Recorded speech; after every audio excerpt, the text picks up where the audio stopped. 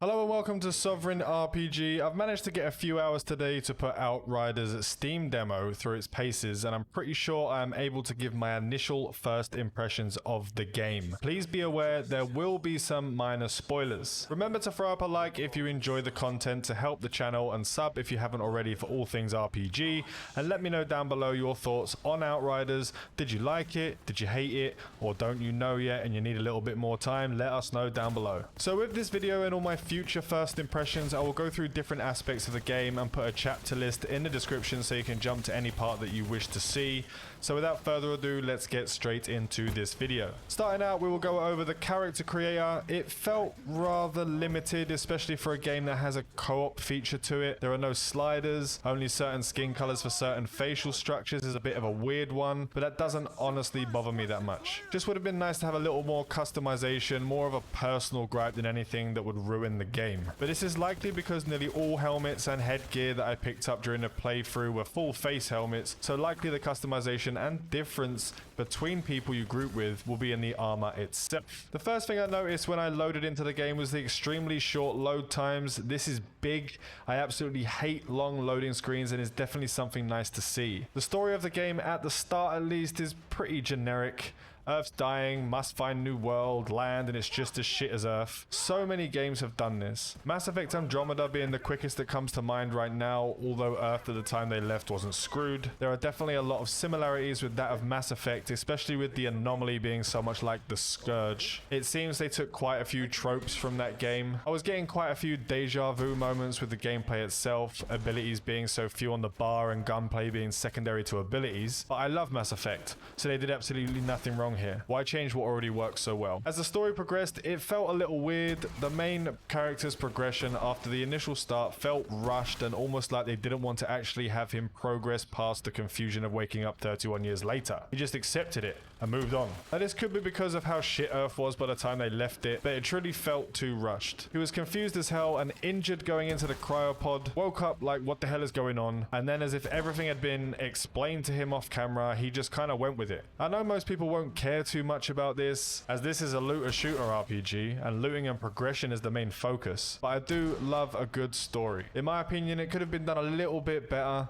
but again, I'm only a few hours in and maybe the story gets better. I do feel like it would have been nice to be able to pick a side when it comes to who you fight for. That would have added some nice replayability to the game, but that's probably asking a little too much. The tutorials were very basic and well done. Quick cover and firing tutorial during the start of the game felt really good, and I didn't feel like I was wasting too much time doing it. The rest of the tutorials were thrown at you as time went on and you actually hit the parts where you needed to use them. I wish more games did it this way rather than 3 hours of tutorials before you even get into the meat and potatoes of the game itself. The voice acting sounded great. I felt the emotion being conveyed by the characters, and it definitely helps a lot with my immersion. The conversations had multiple choices, so if you decide, you can delve deeper into the characters and their beliefs, their backgrounds, adding even more immersion, or you can just press the option that progresses the story.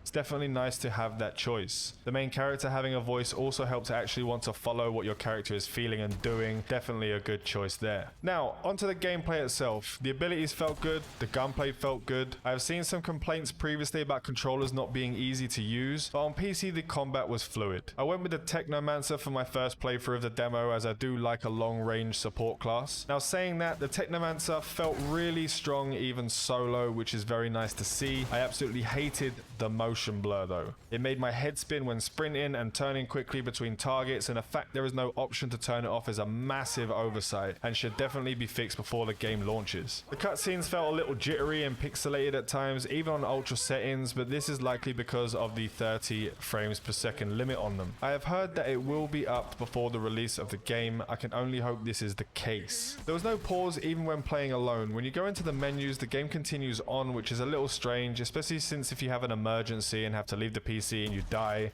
you lose progress towards your world tier. I wasn't a fan of this, being a father of 2 small children, and then blowing something up in the house at a moment's notice can cause me to lose progress in the game. I know the pause feature can't be added for like the multiplayer, but if you're playing the game through a single player, you should be able to pause it. That's just my opinion personally. There were lots of collectibles during the time I played and easily found when looking for them, and giving a lot of background information on the world you're living in definitely is a plus for me. It is weird that there's no jumping in the game, only vaulting sculpting and the maps themselves did feel kind of one-dimensional with very little verticality so far, but I did still really enjoy playing through the different areas. The areas were very linear with a very small amount of paths that lead off the beaten path, but at least there were some. Maybe the game opens up a lot later and it's only so linear in the first few hours. However, it just felt like I was running in a straight line to a group of mobs, killing them and moving in the next straight line and killing them again. But again, I still had a lot of fun. This is not taking away from my experience in the game so far.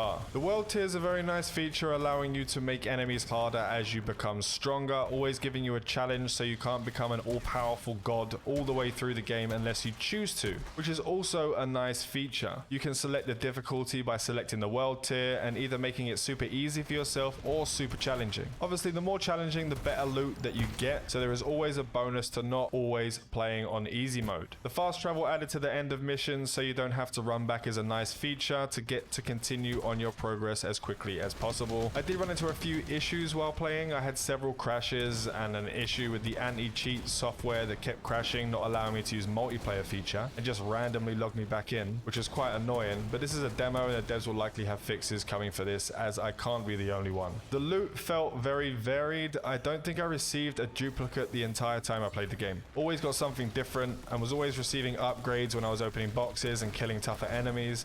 However, there was a moment when fighting the boss at the tower where I saw items drop after I killed him, and it went straight into the cutscene. When I got out of the cutscene and went to go loot him, it had all disappeared. Would have been nice to see what he dropped, since he had that really insane looking weapon that shoots electricity. There were some small things like the customizable banner, which were a nice touch, and things like having you have to confirm sales really helps not to sell loot that you don't want to. All in all, I'm having a lot of fun with the game. There are some issues that will likely be sorted for release, and my picky points were likely very personal to me and not to the vast majority of players who will enjoy this looter shooter. It is definitely worth a go, so go and download the demo on Steam and enjoy. And that's all we have for today. Remember to like and sub if you haven't already. This is your one-stop shop to RPGs. Fly safe.